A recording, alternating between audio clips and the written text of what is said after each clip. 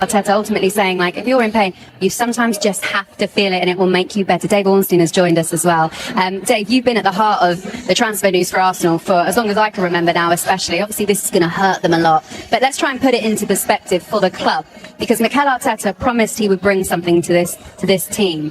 He has reshaped everything. He has brought them their first Premier League in 22 years, and he's brought them to a Champions League final for the first time in 20 years. That is an incredible achievement. And I imagine Arsenal, the hierarchy, couldn't ask for much more. Absolutely, and they backed him in the not-so-good times. They're absolutely behind him now. So I'd expect him to get a pretty handsome new contract this summer, probably before next season starts.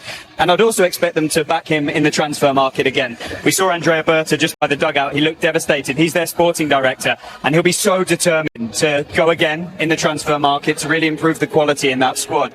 And their finances are in fantastic shape. So I would say this is a season of success, of progress, nearly even greater history. And they're really in good shape under Mikel Arteta to go on. Tell us, obviously winning the Premier League makes a huge difference, but tell us about those finances and what they've done this season that's been so different.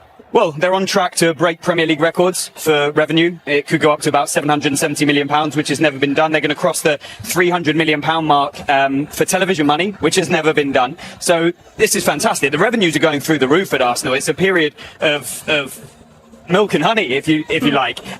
That wasn't always the case. They were a team who was struggling post Emirates Stadium move. They posted profits, but that was because they were selling a lot of their best players. They weren't competing.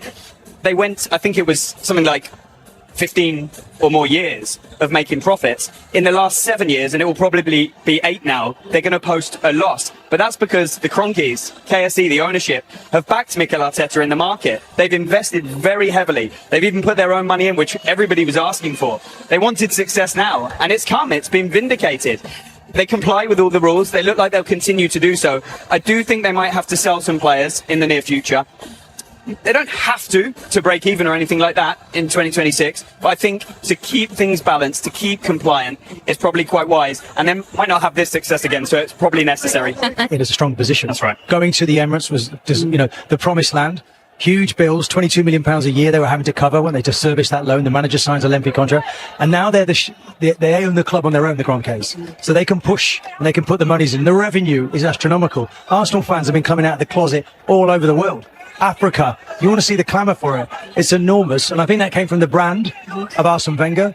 And somewhere they lost winning things, but they're on their way to doing that again. You mentioned Mikel Arteta's contract a minute ago. He's got 1 year left on the current one. Surely after everything is achieved, he can walk into that office and say, here's my number, you pay it to keep me, and sign him to a long contract. Yeah, he's already on very lucrative terms. He earns around £15 million a year gross, and he'll want to rise on that. Pep Guardiola's gone now, so you could see Mikel Arteta perhaps as one of the, or if not the best paid player in the coach in the Premier League. And you might say deservedly so. The boys are right.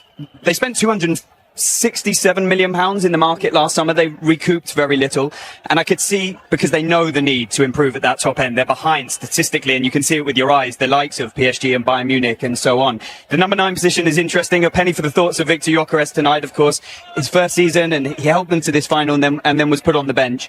And then the left-sided attack is a big priority for them, and they've been looking at it for a few years, and I think this may be the summer where they really do go for something. They've got the options there. They want a 6-8 midfielder. They want to strengthen at right back as well. So when you tally up the amount they've got to do, you could see that outlay in the market from last summer repeated or even exceeded. And as Stevie says, make hay when the sun shines. The money is big now, and so it's almost like investing when you're on the top.